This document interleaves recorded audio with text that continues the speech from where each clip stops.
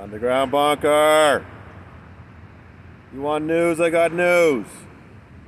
Well, you've probably already heard the news. And the news is, I know where I'm going to be in March. Right back here at the Claire Shortridge Foltz Criminal Justice Center. After 6 days of deliberations, the Danny Masterson jury told Judge Olmedo they were hopelessly deadlocked. She brought them into the courtroom, made sure with the foreman that that's the position. She checked with each individual juror. And then we finally got the splits, which you probably saw. I've already put it on the Twitter and at the website and in the Substack. Basically, 2 to 10, 2 guilty, 10 not guilty on count 1, and the other 2 I think were 4 and 5 for guilt. But I talked to Deputy DA Reinhold Mueller afterwards, and he seems pretty determined to do the retrial, which has been scheduled, like I said, for March 27th. Yeah, I'm surprised. I'm surprised that they were so far apart. I thought it would be closer towards conviction.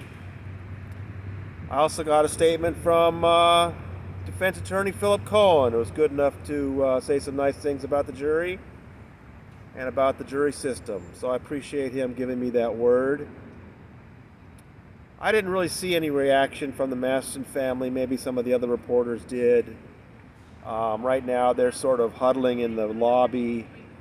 I believe Cohen is giving a little bit of a press conference on the 12th floor, and the family's getting ready to get out of here without getting too many pictures taken of them. So he's still on bond. He still has charges of forcible rape, 3 counts, and it's now going to go to another trial in March 27th.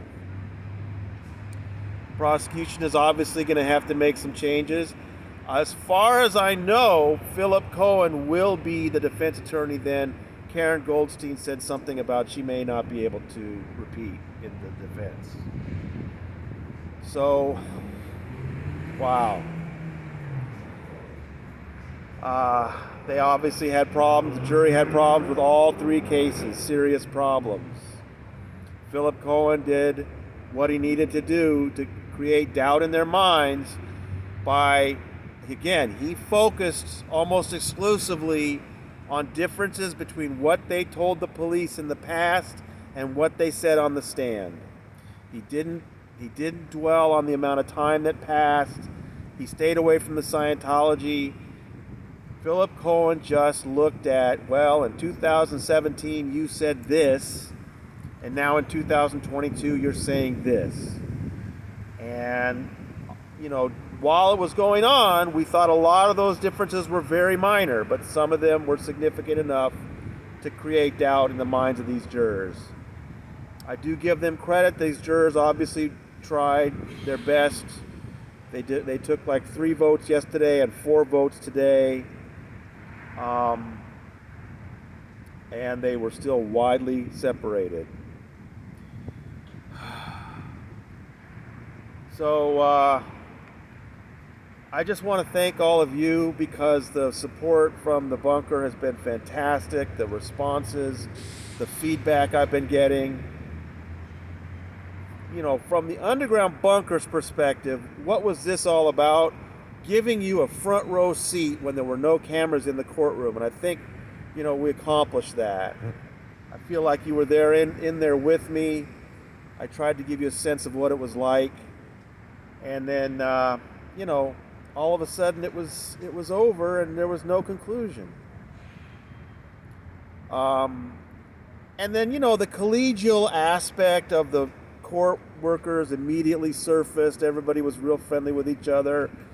Judge Olmedo said some nice things. Oh, well, the court reporter,